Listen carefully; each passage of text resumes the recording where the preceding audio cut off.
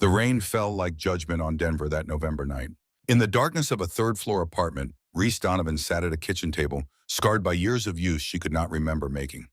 The single lamp above cast a yellow circle of light that seemed too small for the weight of what it illuminated.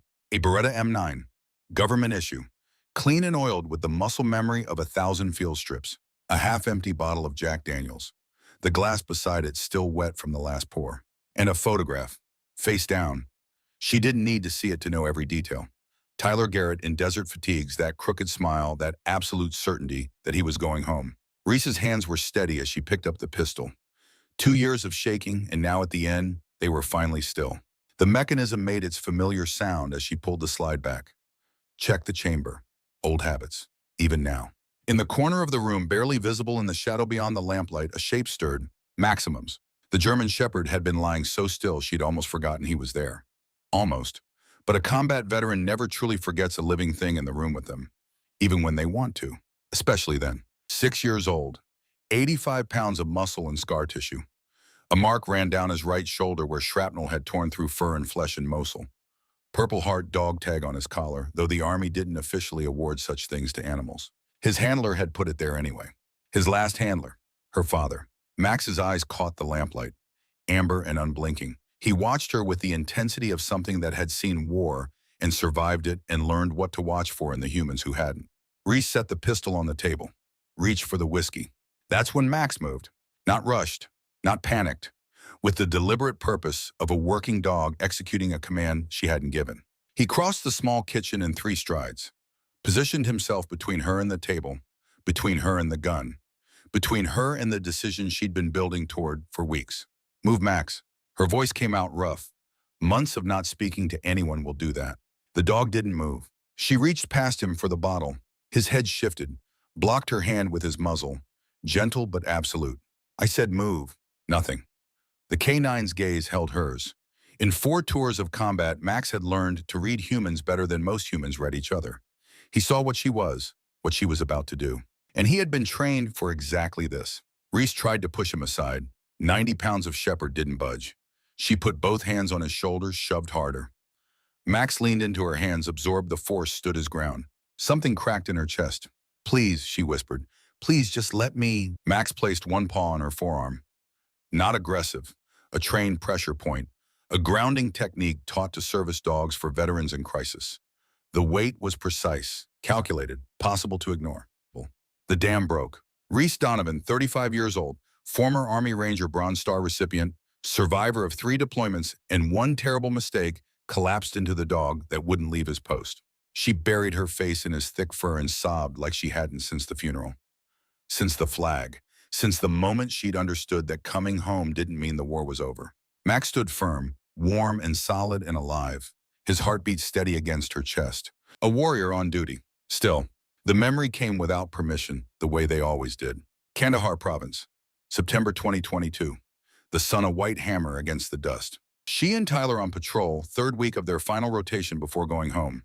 The land around them brown and beige and ochre, every shade of earth except the green of living things. Tyler walked point, always did, said he had a 6th sense for bad ground.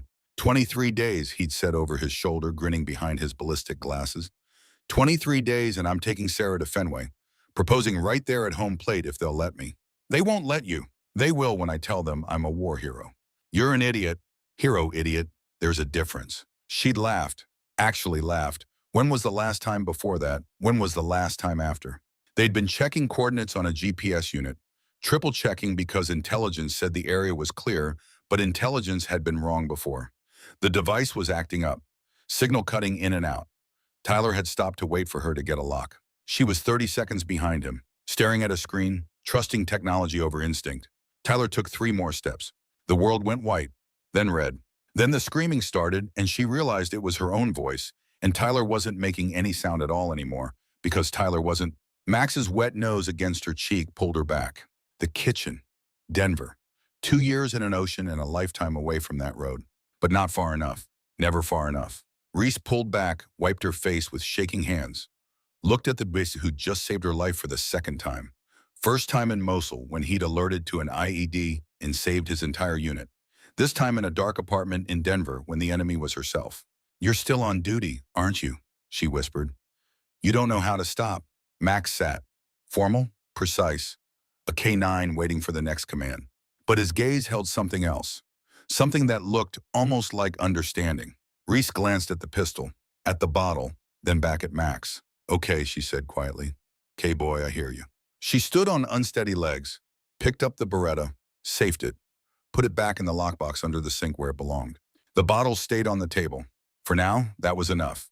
Through the dirty window, Denver sparkled with lights she'd stopped seeing months ago. Somewhere in that grid of illumination, people were living lives that made sense, that had purpose, that moved forward instead of circling the same moment of failure over and over.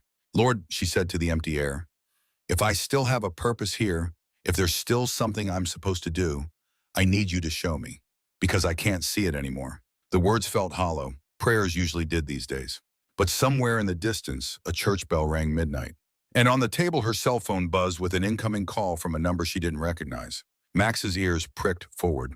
The voice on the other end was professionally neutral, male, older, the kind of voice that delivered bad news for a living and had learned not to inflect. Miss Donovan, this is Aldridge from Aldridge and Associates. I'm calling regarding your father, Colonel Marcus Donovan. Reese's hand tightened on the phone. She hadn't spoken to her father in 4 years. Not since he'd missed her homecoming from her second deployment because of operational commitments he couldn't discuss. Not since she'd stopped trying to earn the approval of a man carved from granite and classified documents. What about him? A pause. Professional sympathy loaded into the silence. I'm sorry to inform you that the colonel passed away yesterday morning. Heart attack. Very sudden. He didn't suffer. The words landed like rounds fired from a distance. You heard them, registered the impact, felt nothing yet because shock was its own kind of armor. I see. There will be a small private service this Thursday, just family. But I'm calling primarily because the reading of the will is scheduled for Friday morning, 10 a.m. at our offices in Boston. Your attendance is strongly requested. I don't want anything from him. Nevertheless, Miss Donovan, your presence is required. There are conditions in the will that specifically pertain to you. Conditions. Of course there were. Marcus Donovan had never done anything without conditions clauses and contingencies. Fine, she said. Friday, 10 a.m. Thank you. And Miss Donovan, I was asked to convey that the colonel left specific instructions regarding a companion. You'll understand when you arrive. The line went dead. Reese lowered the phone, stared at it like it might explain what the hell a companion meant in the vocabulary of a career intelligence officer who'd spent 30 years keeping secrets from his own family. Max whined, low, questioning. She looked down at him, at the Purple Heart tag, at the scars he carried from a war she'd fought in too. Looks like we're going to Boston, boy. The dog's tail gave one slow thump against the floor. For the first time in months, Reese Donovan had somewhere to be. The offices of Aldridge and Associates occupied the 4th floor of a building in downtown Boston that had probably been fashionable in 1960 and hadn't been updated since. Reese stood in the elevator watching the numbers climb, wearing the only clean clothes she owned that weren't workout gear or sleepwear. Black slacks, white button-down, a blazer that didn't quite fit anymore because she'd lost 20 pounds since leaving the service. She looked like she was attending a funeral, which technically she was supposed to have done yesterday. But she'd arrived in Boston at midnight and spent the night in a motel that charged by the hour and morning had come too fast. The elevator dinged, 4th floor. The receptionist directed her to conference room B with a sympathetic smile that Reese didn't return. The door was already open. Inside, a long mahogany table polished to a mirror shine. Leather chairs that probably cost more than her truck. Windows overlooking the historical district. And her family. Garrett Donovan sat at the far end of the table, 40 years old and looking like success had been tailored specifically to fit him. Charcoal suit, Swiss watch, hair that had gone silver at the temples in a way that made him look distinguished instead of old. He was on his phone typing something with the concentrated intensity of a man whose time was worth $300 an hour. He didn't look up when she entered. Beside him sat his twin sister. Evangeline Donovan had their father's features, sharp, assessing. She wore a cream silk blouse and pearls, her dark hair swept into something architectural. She glanced at Reese and her expression flickered through pity, disdain, and dismissal in the space of a heartbeat. Reese, she said, voice like chilled wine, you made it. I was invited. We weren't sure you'd come, given your situation. Situation. The word landed with careful precision. Code for unemployed, for broken, for the family embarrassment who'd gone to war and come back wrong. Garrett finally looked up from his phone. His eyes traveled over her with the same assessment he'd give a balance sheet. Found her lacking. You look rough, little sister. Funeral was yesterday. I'm off the clock. Even so, standards. 20 years of this. 20 years of being measured against invisible metrics and found wanting. 20 years of watching her siblings build empires while she built nothing but scar tissue and bad habits. The door opened behind her. Aldridge entered. 70 if he was a day with wireframe glasses and a leather portfolio that had aged as gracefully as he had. Behind him came a paralegal with a laptop and a man in his 50s wearing khakis and a polo shirt embroidered with a logo Reese didn't recognize. The man had a leash in his hand, and at the end of that leash was Max. The German shepherd entered the conference room with the calm dignity of a dog who'd been in stranger places than this. His gaze swept the room. Registered Garrett. Evangeline, the paralegal, Aldridge, then found Reese. Something changed in the set of his shoulders. Not quite recognition. Assessment. His head tilted slightly. That K9 focus she'd seen before. Evaluating, deciding. Miss Donovan, Aldridge said, settling into his chair at the head of the table. Mr. Donovan, Miss Donovan, thank you all for coming. Let's begin.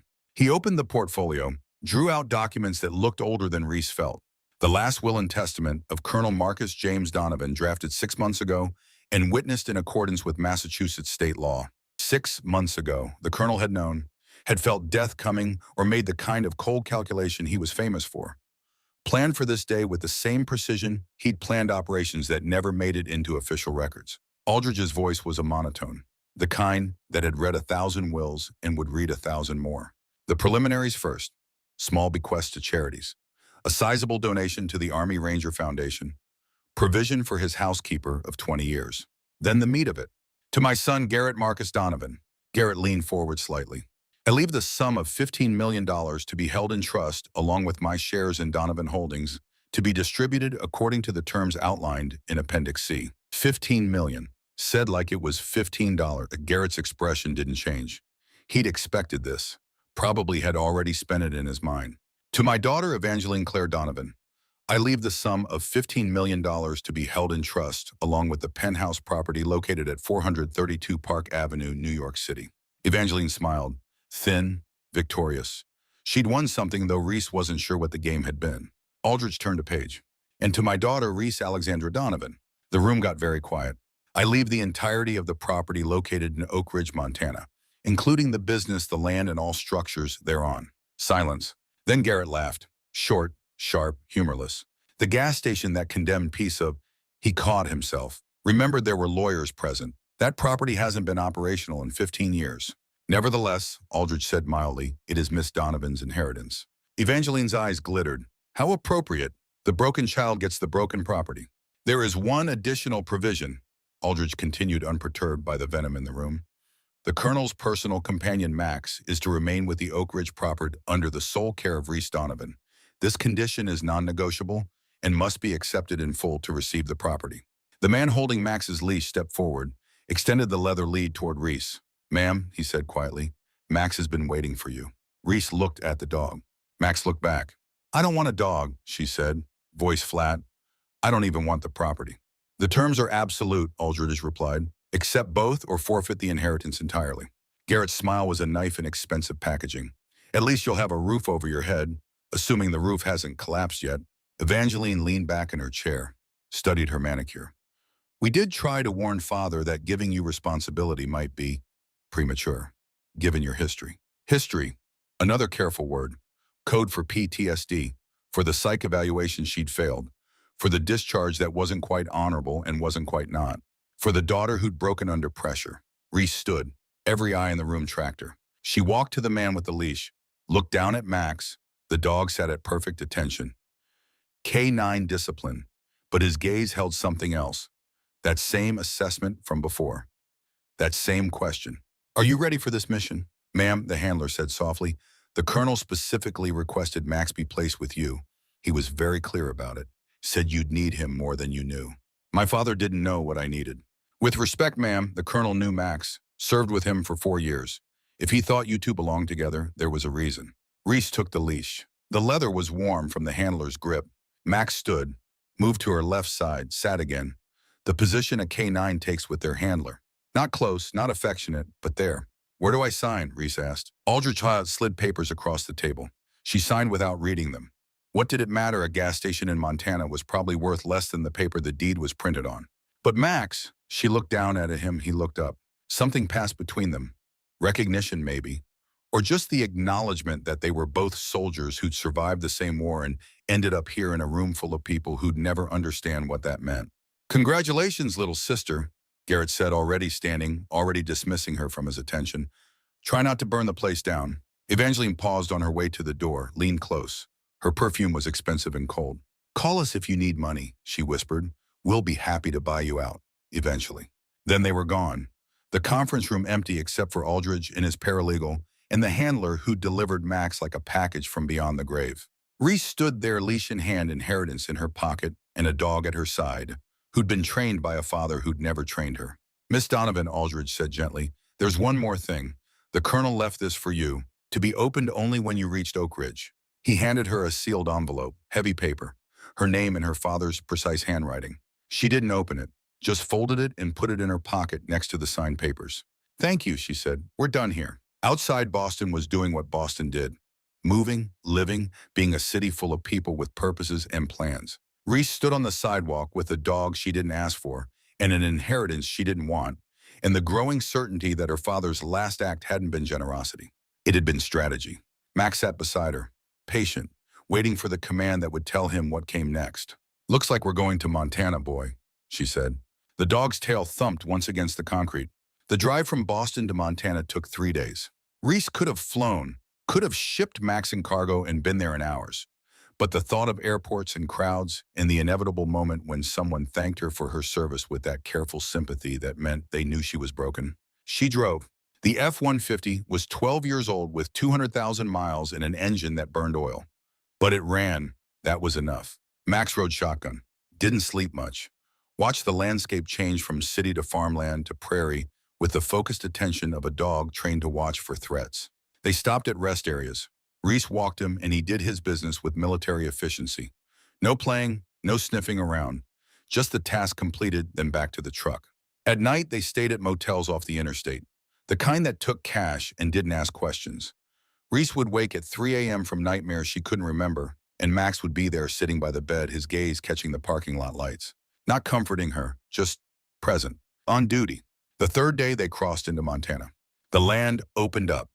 Mountains to the west like ancient teeth against the sky. Grassland rolling in waves toward horizons so distant they might have been another country. Reese had grown up in Boston. Concrete and brick and buildings that blocked out the sun. This was something else. Something vast enough to make her feel small in a way that wasn't about failure. Just perspective. Oak Ridge wasn't on most maps. Population 400 and change. One main street with a diner, a hardware store, a post office, and not much else.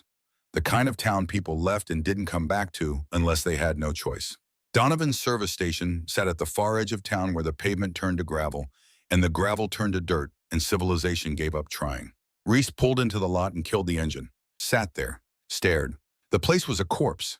That was the word that came to mind. Not abandoned, not derelict, dead. 2 fuel pumps from the 1980s, their analog displays frozen on prices that hadn't been real in 30 years. The concrete around them cracked into a jigsaw of broken pieces.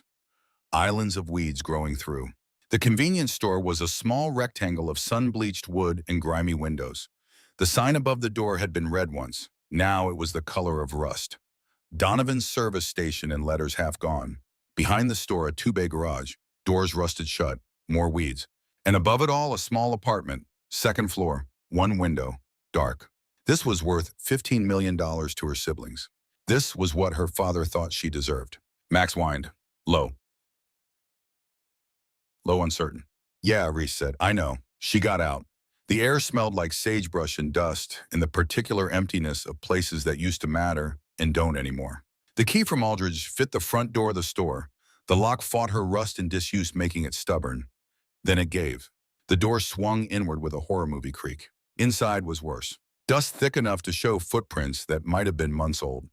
Shelves lined with products so faded by sunlight they'd lost their labels. A counter with an ancient cash register. Linoleum floor cracked and curling at the edges. And silence. The kind that pressed against eardrums. That made tinnitus sound loud. Max entered behind her. His claws clicked on the floor. He swept the room with that K9 efficiency, checking corners, doorways, threats. Found none, Saturday. Home sweet home, Reese muttered. The stairs to the apartment were around back, wooden, probably a fire hazard. They groaned under her weight but held. The apartment door opened easier. One room serving as kitchen, living room, bedroom. A bathroom in the corner. Furniture draped in white sheets like ghosts. A thin layer of dust over everything. But clean, organized, military sparse. Her father's touch. Reese stood in the center of the room. Turned slowly. This was where Marcus Donovan had lived when he wasn't being whoever he pretended to be. This was the truth of him. And it looked like loneliness. She found the whiskey in the kitchen cabinet. Maker's Mark. Half full. Her father's brand. The glass was in the sink. She rinsed it. Poured 2 fingers. Raised it to the empty room. To you, Colonel. Whatever the hell this is supposed to mean. The whiskey burned going down. Tasted like every bad decision she'd ever made. She poured another. Behind her, Max moved. She turned. The dog was standing now. His gaze locked on her. That K9 focus. It's fine, she said. Just one. Just to... Max walked toward her. Not aggressive. Purposeful. She lowered the glass. Max, at ease. He didn't ease. He closed the distance. Positioned himself between her and the bottle. We're not doing this again, she said. Voice harder. It's one drink. I'm fine. The dog sat, but he didn't move. And his gaze held that same absolute certainty from the apartment in Denver. No, I'm not in crisis, Reese said. I'm not about to hurt myself. I just want one goddamn drink to process the fact that my father left me in the middle of nowhere with nothing but... Max's paw came up, touched her hand, gentle, precise. The pressure point, the grounding technique. And Reese understood. This wasn't about one drink. It was about what one drink became. What it had been becoming for 2 years. The slow slide toward the night in Denver with the gun and the decision she'd almost made. Max had been trained for this, specifically, by a father who'd known his daughter was drowning and had sent the only lifeline he could. A soldier who didn't know how to quit. Reese set the glass down, stepped back, looked at the dog who'd just saved her again. You don't give up, do you? Max's tail wagged once. She knelt, eye level with him. This close she could see the scars in his coat, the white fur around his muzzle that meant age was coming, the weight of years in a gaze that had seen too much and stayed faithful anyway. Okay, she whispered. Okay, boy, I'll try. She stood, walked to the window, pulled aside the sheet covering it. Outside, Montana was turning gold in the late afternoon sun. The mountains distant and purple against the sky. The land rolling away toward horizons she'd never seen before. And above it all, stars were beginning to appear. So many stars. More than she'd ever seen in Boston or Denver or any place she'd been. The Milky Way visible as a river of light across the darkening blue. Some places don't save us by accident, she said quietly. To the window, to the stars, to the God she'd stopped believing was listening. They're prepared long before we arrive, waiting for us to find them when we're ready. Psalm 23:2 whispered in her memory, words her mother had read to her as a child. He makes me lie down in green pastures. He leads me beside quiet waters. He refreshes my soul. Behind her, Max settled on the floor, resting but alert, a warrior on watch. And Reese Donovan, 35 years old, broken and lost and 1,000 miles from anywhere that mattered, felt something she hadn't felt in 2 years. Not hope exactly, but not hopelessness either. Just possibility. She turned from the window.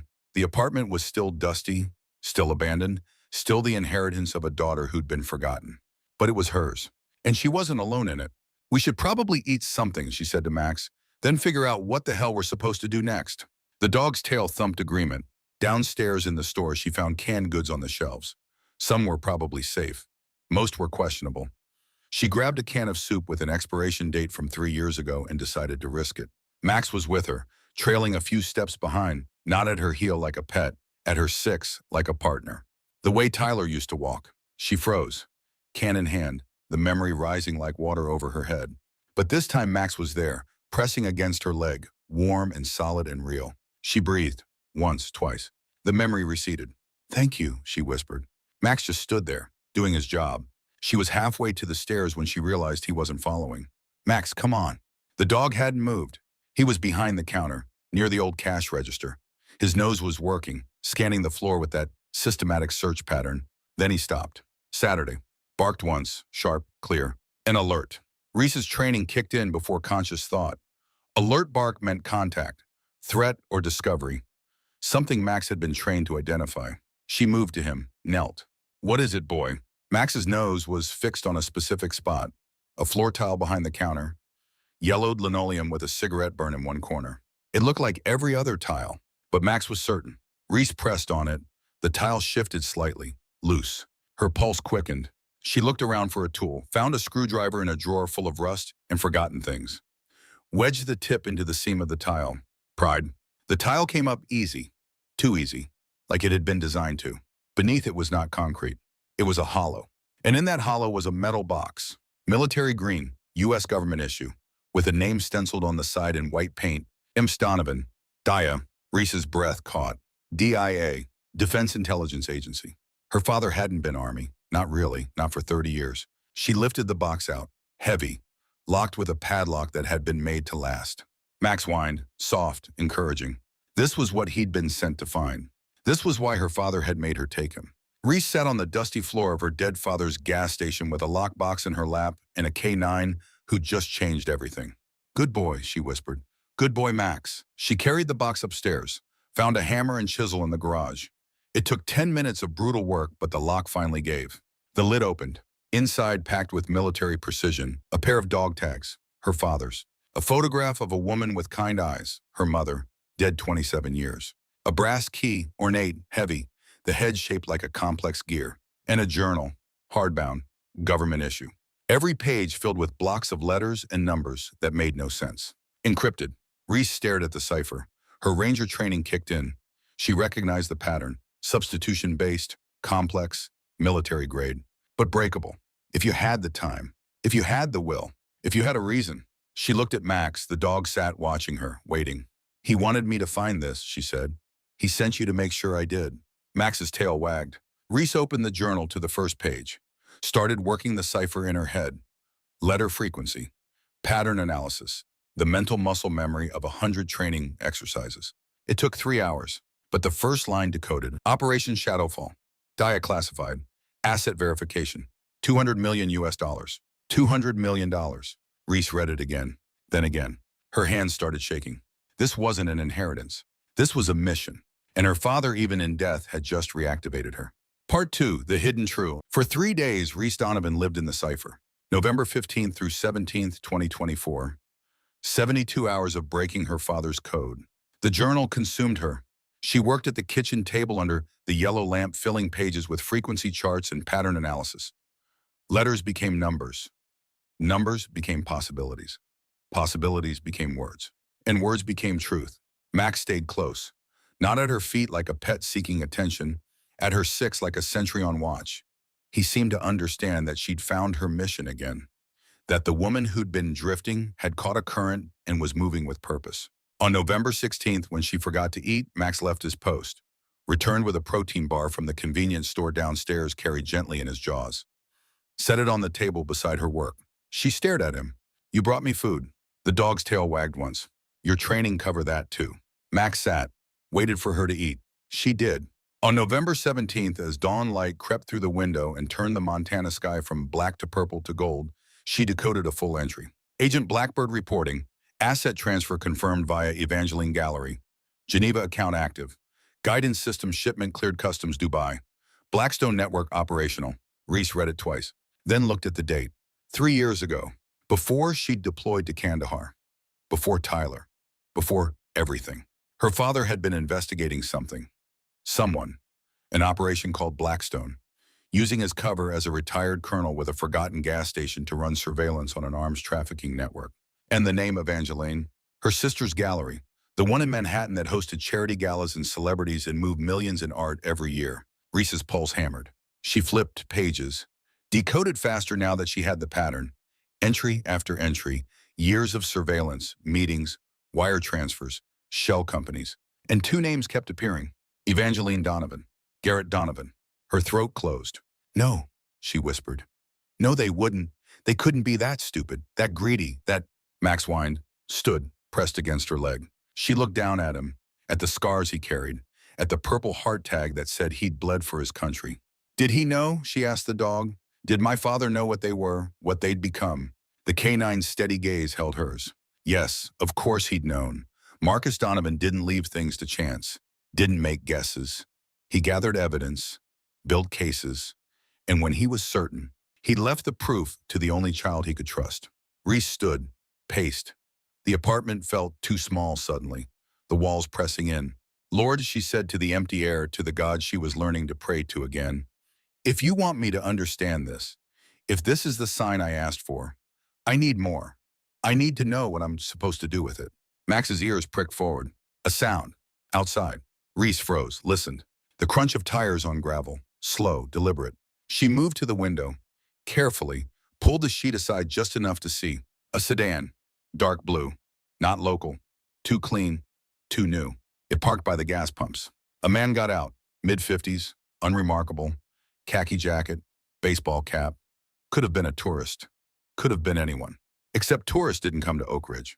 And they definitely didn't come to a gas station that hadn't pumped fuel in 15 years. The man walked toward the store, casual, hands in pockets. Reese's training screamed at her. Assessment.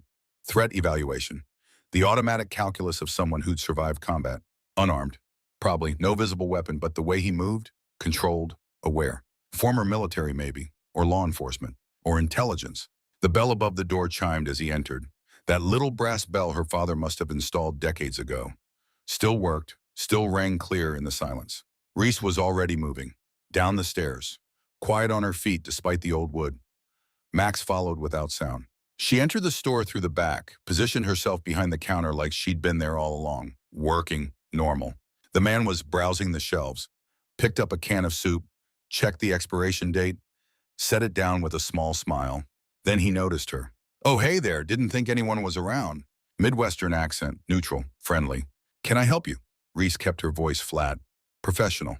Just passing through, saw the sign. Thought I'd grab some water if you've got any. Cooler's broken, everything's warm. That'll do. She watched him select a bottle from the shelf. Watched his hands, his eyes. The way he moved through the space like he was memorizing it.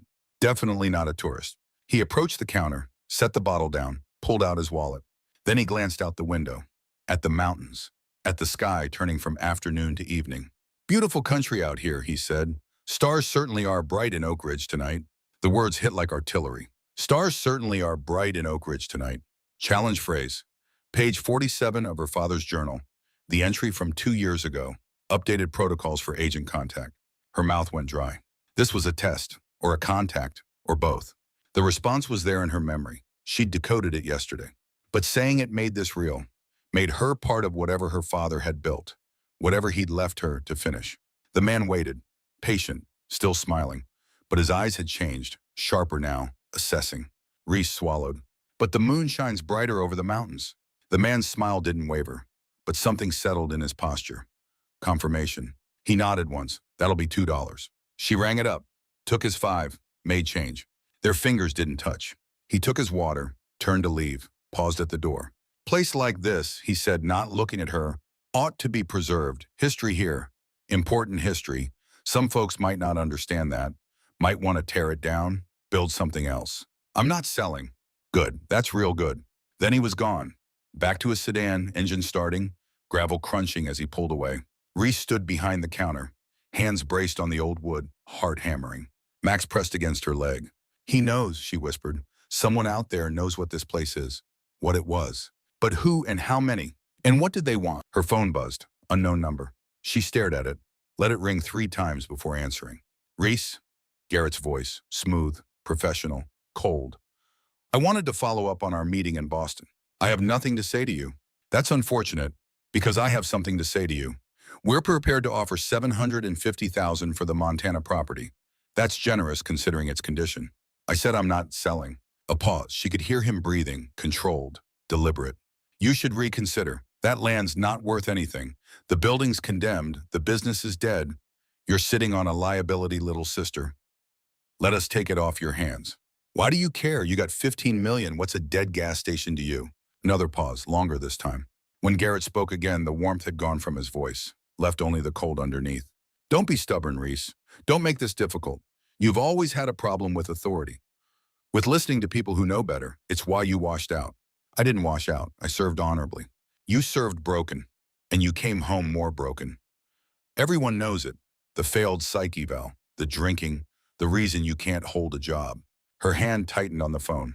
We're trying to help you, Garrett continued. We're offering you money you desperately need for property you can't maintain. Take the deal. Move on with your life. No, Reese. I said no. Goodbye, Garrett. She ended the call, stood there in the fading light, shaking with anger.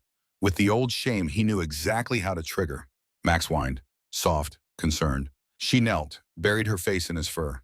They want it, she whispered. They want this place, which means there's something here worth more than a condemned gas station.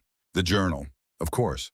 They didn't know she'd found it, but they knew their father had been watching them, gathering evidence, and they needed to destroy it before anyone else found it. Before she found it. Too late. Reese stood, looked at Max. We need to keep digging. The dog's tail wagged.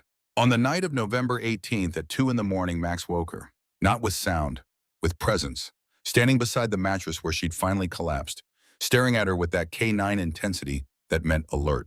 Reese sat up. We said, "What is it?" Max turned, walked to the door. She followed. Down the stairs, through the store, into the garage. The space was dark, smelled of oil and rust and abandonment. 2 bay doors, concrete floor cracked and stained, tools hanging on pegboards probably worthless with age. Max moved with purpose, past the bay doors, to the back wall, stopped in front of an electrical panel, ancient, metal, covered in old warning labels and disconnected switches that probably hadn't worked in decades. The dog sat, stared at one specific point. A bolt head, hexagonal, rusted over. Reese knelt, examined it, wiped away grime with her thumb. The metal underneath wasn't rusted. It was painted to look rusted, and the bolt head was too perfect, too clean in the angles. Her pulse kicked. She ran upstairs, grabbed the brass key from the footlocker, the one with the gear-shaped head she hadn't understood. Back in the garage, she held it up to the fake bolt. Perfect match. Her hands trembled as she inserted the key. It slid home with a click that echoed in the silence. She turned it. For a moment, nothing. Then a hiss. Hydraulic. Modern. The entire wall panel began to move, sliding sideways with impossible smoothness for something that looked abandoned. Behind it revealed inch by inch a stainless steel door. Clean, pristine, a small LED above it glowing green. The door slid open. Inside was an elevator. Brushed metal, LED lighting, a simple panel with 2 buttons. Up, down. Reese stared. Max walked in, sat, looked back at her, waiting. She stepped inside. The floor was solid, real. This wasn't a hallucination born from too much decoding and not enough sleep. This was real. She pressed down. The door slid shut. The elevator descended. Smooth, silent, going deeper than any basement should go. 10 feet, 20, 30. When it stopped, the door opened onto a room that didn't belong in Montana. Didn't belong in any gas station. Didn't belong in the world Reese thought she knew. 2,000 square feet. Climate controlled. Humming with the soft sound of electronics. Server banks lined one wall, lights blinking in sequence. Active, powered. A central command console, multiple monitors, dark now but clearly functional. Maps on another wall, world maps, dotted with pins and notations in handwriting she recognized, her father's. And against the far wall, a weapon locker, military grade, locked but visible through the wire mesh. Rifles, handguns, equipment she recognized from her service. This wasn't a basement. This was an intelligence facility. Die Outpost Whiskey 7. Her legs felt weak. She grabbed the back of a chair for support. Max walked to the center of the room, completely calm, like he'd been here before. He had been here before. The main monitor flickered to life. Reese jumped, spun. On the screen, a video player opened. Automatic, triggered by their presence. And there he was. Colonel Marcus Donovan, her father, in full dress uniform, sitting in this very room, recording a message for a daughter he'd never trusted with the truth while he was alive. His ice blue eyes looked directly at the camera, directly at her. "Reese," he said. His voice filled the bunker. Firm, clear. The voice that had commanded men and operations and never showed doubt. "If you're watching this, then you found your way, and my faith in you was not misplaced." Air caught in her lungs. "What you see around you is designated DIA Outpost Whiskey 7. I have been its commander for 32 years. The gas station above is a cover, a perfect piece of Americana that no one would ever look at twice. My life here was a lie, daughter, but it was a lie in service to my country." He paused. For the first time, emotion flickered across his face. "I know I was not the father you needed. I was absent, cold, demanding. I treated you like a soldier when you needed a parent. For that, I am sorry." Tears blurred her vision. "But I did watch you, Reese. I watched you become everything I hoped. A ranger, a warrior. Someone who understood duty and sacrifice in a way your siblings never could." The image shifted. He leaned forward slightly. Garrett and Evangeline, they are my children, my blood, and they have become something I cannot ignore, something dangerous. He pressed a button off camera. Documents appeared on the screen. Financial records, shipping manifests, photographs of her siblings with people Reese didn't recognize. For 3 years, I have gathered evidence. Your brother's company, Safe Tech Defense, has been selling restricted guidance systems to the black market. Your sister's gallery has been laundering the profits through art sales to sanctioned buyers. Together, they are the operational heads of an international arms trafficking network called Blackstone. Reese's knees buckled. She sat hard in the chair. The assets I have accumulated through my service and carefully managed investments total approximately $200 million. I did not leave this to you out of pity. I left it because you are the only one who will use it correctly. The only one who understands that wealth is a weapon, a tool, a responsibility. His gaze seemed to look straight into her soul. What you do with it now is your mission, daughter. The journal contains all the evidence needed to bring them to justice.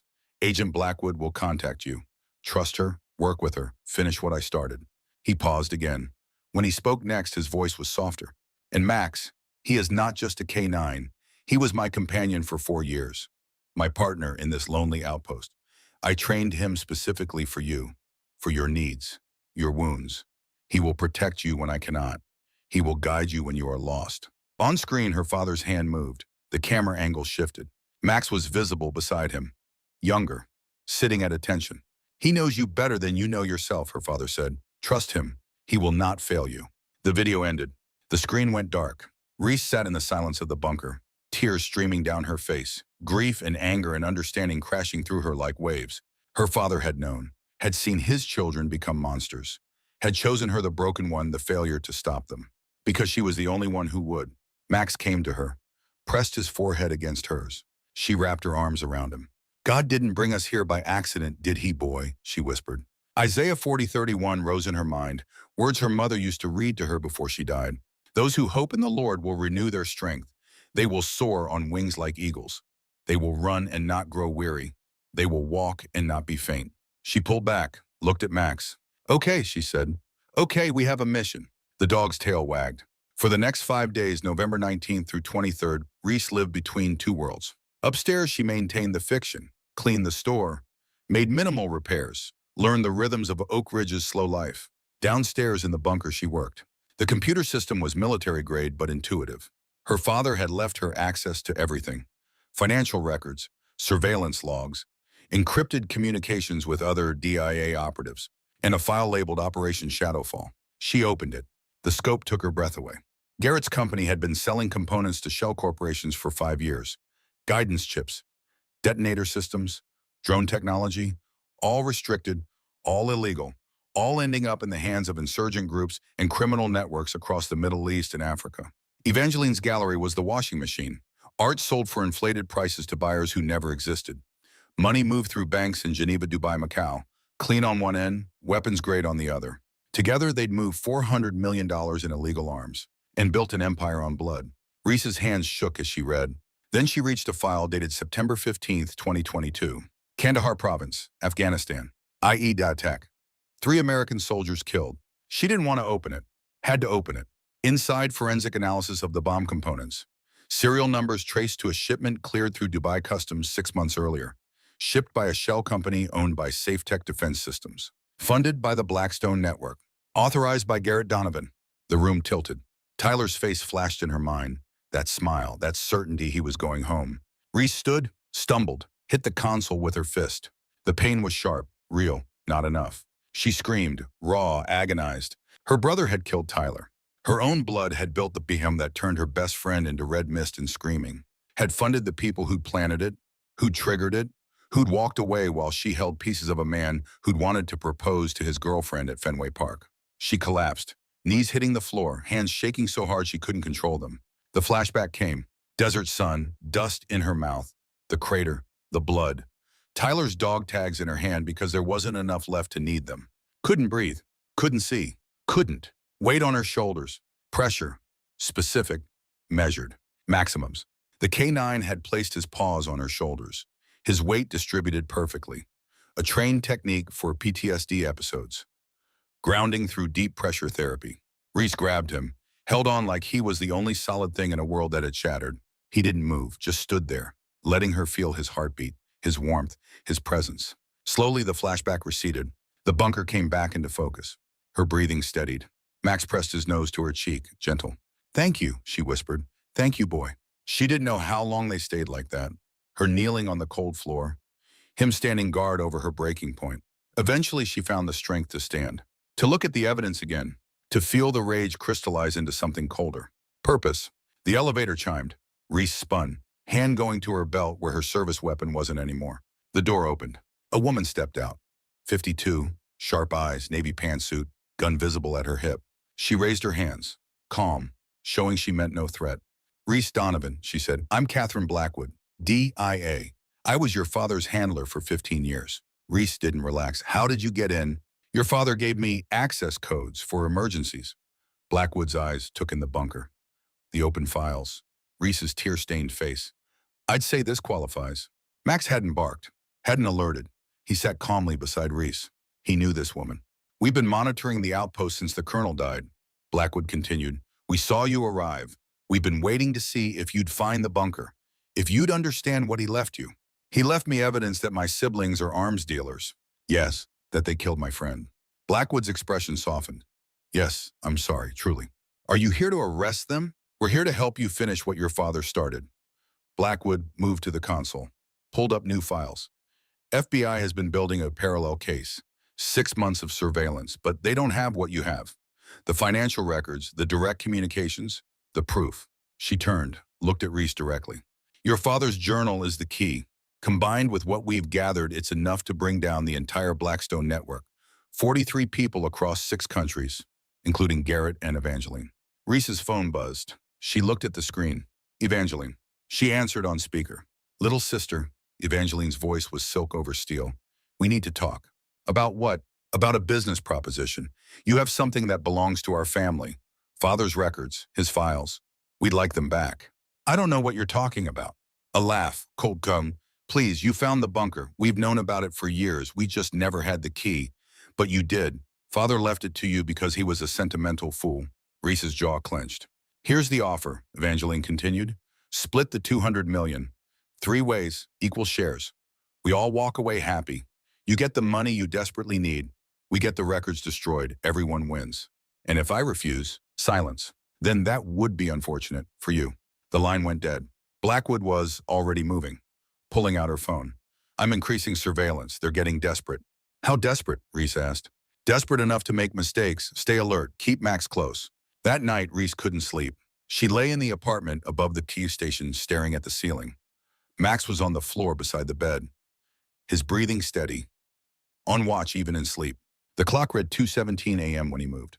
Not slowly, not the casual shift of a dog adjusting position. Fast, alert, combat ready. His growl started low, built to something Reese had never heard from him before. Pure warning, pure threat. She was out of bed in seconds, barefoot, reaching for the Beretta on the nightstand. "Max, report." The K9 was at the window, hackles raised, staring down at the lot below. Reese looked. 2 figures, black tactical gear, moving with professional silence toward the garage. Not customers, not lost travelers, hunters. She grabbed her phone, texted Blackwood, "Intruders, 2 armed, garage." Response came instantly. "Team 8 minutes out, do not engage." Reese looked at Max. "At the dog trained for combat, for protection, for exactly this moment." "Sorry, Catherine," she whispered. 8 minutes is too long." She moved down the stairs, Max at her heel, silent despite the old wood. The garage door was being forced. She heard the grind of a pry bar against metal. Reese grabbed the tire iron from the wall. Heavy, familiar. A ranger could make a weapon from anything. The door lifted 6 inches. A hand appeared underneath. Then an arm. Max didn't wait for the command. He launched. Full K9 assault. 85 pounds of trained fury. Hit the man's arm as he tried to roll under the door. The scream was immediate, satisfying. The second intruder came through fast, gun drawn. Reese was faster. She stepped inside his reach, brought the tire iron down on his wrist, felt bone crack. The gun clattered to concrete. Follow through, knee to the solar plexus. He folded. The first man had scrambled back outside, nursing his torn arm. His partner was down, gasping. Sirens in the distance, getting closer. Both intruders fled, stumbling into the darkness, gone. Reese stood in the garage, heart hammering, tire iron in her shaking hands. Max trotted back to her, sat, looked up. Mission complete. FBI vehicles flooded the lot 3 minutes later. Blackwood emerged already shouting orders. You were supposed to wait. They were breaking in. I defended my property. Blackwood's expression was somewhere between furious and impressed. Did you ID them? No faces, tactical gear, professional. Garrett's people, testing your defenses, seeing what you're capable of. Now they know. Now they'll escalate. Blackwood looked at the damaged garage door, at the blood on the concrete. This is about to get worse, Reese. They're running out of time, running out of options. She was right, because 3 days later, everything changed. Reese was in the bunker on the morning of November 26, decoding the final sections of the journal. Max was beside her. The morning sun hadn't yet cleared the mountains. Peace, quiet, purpose. Then she heard it. Outside, distant but distinct, a vehicle moving fast. She pulled up the cameras.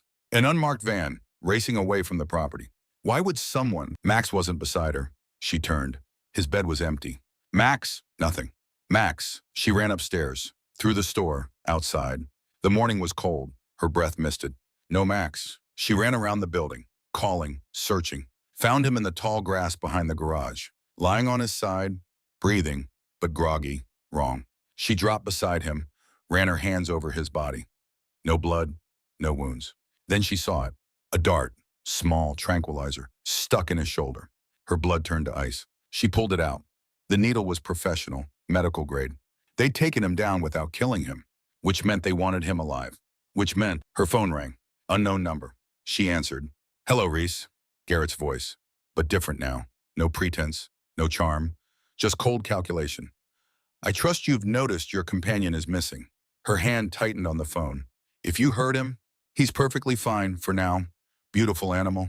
Would be a shame if something happened to him. She was shaking, with rage, with fear. You have something I need, Garrett continued. Father's journals, all of them. You're going to bring them to me. Where? The old sawmill, Oak Ridge Lumber. 45 minutes. Come alone. Let me talk to him. Let me hear him. A pause, then a sound, muffled, a whine. Maximums. He's alive, Garrett said, and he'll stay that way if you cooperate. 45 minutes. Alone.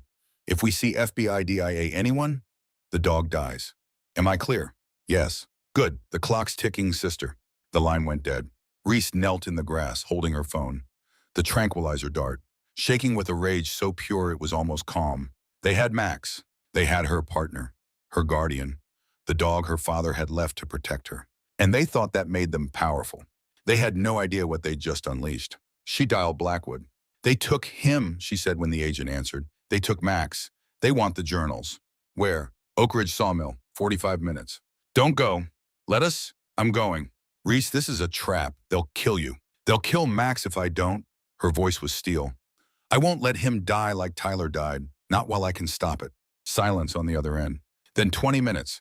I can have a team in position in 20 minutes. Go in wired. Let us listen. When we have confirmation, we move. Make it 20. They won't wait. 20, but Reese, stay smart. Don't do anything stupid. I'm going to save my dog, Reese said. And then I'm going to finish this. She hung up, looked at the mountains, at the sky turning gold with morning. Lord, she whispered, I'm choosing to save instead of destroy, to protect instead of revenge. If that's your will, guide my steps. Matthew 6:14 came to her, her mother's favorite verse. For if you forgive others their trespasses, your heavenly Father will also forgive you. She wasn't sure she could forgive, but she could save. And right now, that would have to be enough. Part 3, the final stand. Reese went to the bunker one last time. The real journal sat on the console. Her father's careful handwriting, years of evidence, the key to destroying Blackstone. She couldn't risk them. 20 minutes. She had 20 minutes. She grabbed blank government-issue notebooks from her father's supply locker, sat at the console, started writing. Random letters, number sequences, mimicking the encryption patterns she'd spent weeks breaking, making it look real enough to pass a quick inspection. Not perfect, but believable. Max watched from... No, Max wasn't there. Max was in a cage somewhere waiting for her to save him. She finished 3 notebooks, stuffed them in the messenger bag. The real journals went into the weapons locker. Behind a false panel, her father had shown her in his video message. If they get me, she said to the empty bunker, they get nothing. Blackwood gets everything. She grabbed the Beretta, checked the magazine, chambered around, then stopped, looked at the weapon, at her reflection in the monitor screens. She wasn't going to the sawmill to kill Garrett, wasn't going for revenge. She was going to save Max. The rest was Blackwood's job. Reese safed the weapon, tucked it into her waistband anyway, just in case. Blackwood called as she was leaving. Wires ready. Teams moving into position. Go slow. Give us time. Understood. And Reese, your father would be proud of you. She ended the call, got in the truck, drove toward the sawmill with fake journals and real purpose. The Oak Ridge lumber mill had been dead for 20 years. Reese drove past it twice before committing. The building sat at the end of a dirt road that disappeared into scrub pine and forgotten Montana landscape. Corrugated metal walls rusted to the color of dried blood. Windows broken or boarded over. The kind of place where bad things happened and no one heard the screaming. Perfect for what her siblings had planned. She parked the F-150 50 yards out, killed the engine, sat in the silence and listened to her heartbeat. 43 minutes since Garrett's call. She'd made it with 2 minutes to spare. The wire under her shirt was a small, hard lump against her ribs. Blackwood was listening. Had a tactical team moving into position in the tree line. 20 minutes, she'd said. But Max didn't have 20 minutes. He had now. Reese checked the Beretta, loaded, chambered. She tucked it into the small of her back under her jacket. Not concealed well, but Garrett would expect her to be armed. Would probably take it immediately. Let him. The real weapon was her training. She got out. The November wind cut through her jacket, smelled like pine and coming snow and the particular emptiness of places humanity had given up on. The main door to the mill hung open, darkness beyond. Reese walked toward it, slow, hands visible, showing she was complying. Inside the mill was a cathedral of industrial decay. The ceiling soared 30 feet up, corrugated metal and exposed beams. Concrete floor cracked and stained, sawdust still thick in corners. Light came from the center of the space.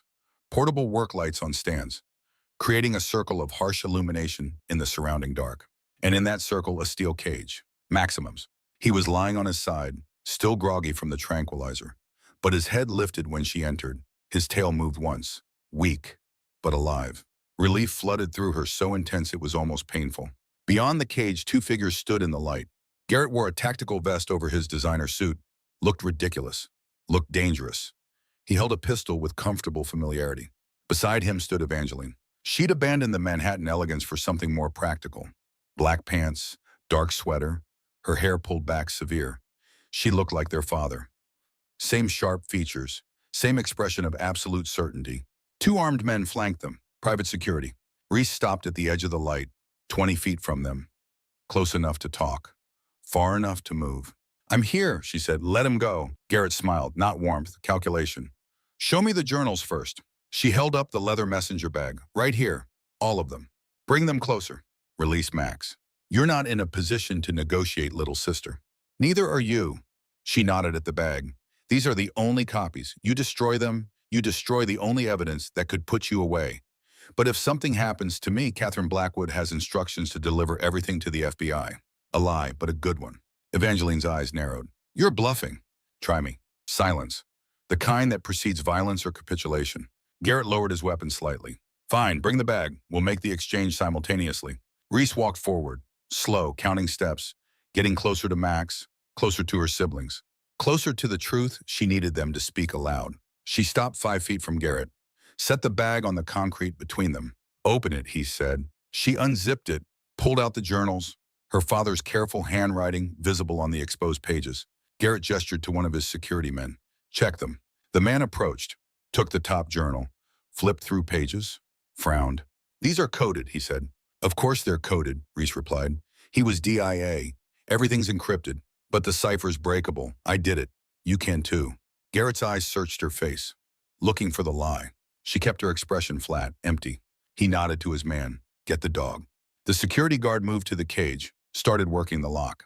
Max struggled to his feet, unsteady, but clearer now. The lock clicked open. The guard reached for Max's collar. That's when Evangeline spoke. Do you know why Father hated us, Reese? Her voice cut through the moment, made everyone pause. Reese looked at her sister. Because you're criminals. Evangeline laughed, sharp, bitter. No, because we reminded him of who he really was, what he'd become in 30 years of lying for his country. She stepped forward, into the light. Her face was cold, beautiful, terrible. Cold, ambitious, willing to sacrifice anything for the mission. That was Marcus Donovan. That's what the DIA made him. And when he looked at Garrett and me, he saw himself. Everything he hated about what he'd become. That's why you became arms dealers. Reese kept her voice level. Because Daddy didn't love you enough. We became successful, Garrett said, voice hard. We built something real. Not just secrets and lies in a forgotten bunker. We built empires. You built them on blood, Reese said, on selling weapons to terrorists, on capitalism, Evangeline interrupted. Supply and demand. We supplied, they paid. That's not evil, little sister. That's economics. You killed people. War kills people. We just profited from the reality everyone pretends doesn't exist. Reese felt her hands curl into fists, force them open. You killed Tyler Garrett. Silence. Evangeline's smile was ice. Who? My friend. My brother. September 2022. Kandahar. IED made with components you sold through SafeTech, funded by your network. Garrett shrugged. Garrett shrugged. Unfortunate, but collateral damage happens. You of all people should understand that. The words hit like a physical blow. Collateral damage. Tyler reduced to a statistic, to an acceptable loss in their profit margins. Then Garrett smiled. Cold, victorious. You want to know the real joke little sister father knew. For 2 years he knew we were Blackstone. He could have stopped us anytime. Reese froze. But he didn't, Garrett continued. Know why? Because he was using us, using Blackstone to track bigger networks. We were his bait, his asset. Evangeline's eyes widened. Garrett, shut up. She deserves to know. Dear old Dad was willing to let American soldiers die if it meant catching the bigger fish. That's who Marcus Donovan really was. Cold, ruthless, just like us. The words hit like artillery. He only turned on us, Garrett said, when we got too big, too independent, when we stopped being useful. That's when he decided to take us down, not for justice, for control. Reese looked at her brother, at the lie designed to poison her father's memory, and she laughed. Short, sharp, genuine. You really think I'll believe that? You really think I don't know my father? She stepped forward. He gathered evidence for 3 years because he needed it to be airtight, because he was building a case that would survive legal challenges. That's not ruthless. That's careful. That's a man who understood that justice requires proof, not just accusations. Garrett's smile faltered. He left me the journals because he trusted me to finish what he started, to do it right, the way a soldier does it, with honor. She looked at both her siblings. You're not bait, you're not assets, you're criminals, and your time is up. Reese felt her hand move toward the Beretta at her back. Then she remembered Tyler's last words, smiling in the desert sun. You're gonna save lives, Reese. That's your real mission. Her father's video. This is not just money, it's a weapon, a tool. What you do with it is your mission. And the prayer she'd whispered that morning. I'm choosing to save instead of destroy. Her hand stopped, stayed where it was. She coughed, twice, sharp. The signal. For a heartbeat, nothing happened. Then the lights exploded. Every portable lamp in the circle shattered simultaneously. Sniper fire from the tree line, precision shooting in the dark. The mill plunged into chaos. Shouts, movement, Garrett spinning. Floodlights blazed from outside, mounted on vehicles, turning night into artificial day. FBI, hands on your heads now. The voice boomed through a loudspeaker. Reese was already moving, not toward her siblings, not toward the guns, toward Max. The guard at the cage had drawn his weapon, was turning toward the sound of federal agents breaching the building. Reese hit him low. Football tackle, ranger training, drive through the target. They went down hard. His weapon skittered away. She scrambled up, grabbed Max's collar. Come on, boy, we're leaving. The K9 was still unsteady, but he followed, trusting her, moving with her. Behind them, the FBI flooded in. Tactical team, black gear, rifles, moving with choreographed precision. Down on the ground. Garrett hesitated. For one crucial second, he considered fighting. Then he saw the red laser dots on his chest. 3 of them. Sniper Overwatch. He dropped the weapon, raised his hands. Evangeline was smarter. She went to her knees immediately, hands behind her head. But her eyes found Reese's across the space, and they promised murder. Reese knelt beside Max, ran her hands over him, checking for injuries. He licked her hand, weak but insistent. I got you, she whispered. I got you, boy. Mission complete. Catherine Blackwood materialized from the organized chaos. She holstered her weapon, looked at Reese with something like approval. Nice work. The wire gave us everything we needed. Confession, intent, conspiracy. Is it enough? More than enough. Combined with your father's evidence, we'll put them away for decades. Reese stood, watched FBI agents cuff her siblings, read them their rights. Garrett's eyes found hers as they led him past. You'll regret this, he said, voice low, venomous. Family doesn't do this to family. You stopped being my family when you chose profit over people, Reese replied. When you killed my brother for money. She paused. Let him see the absolute certainty in her face. I forgive you, I don't hate you, but the law doesn't forgive and justice doesn't care about blood.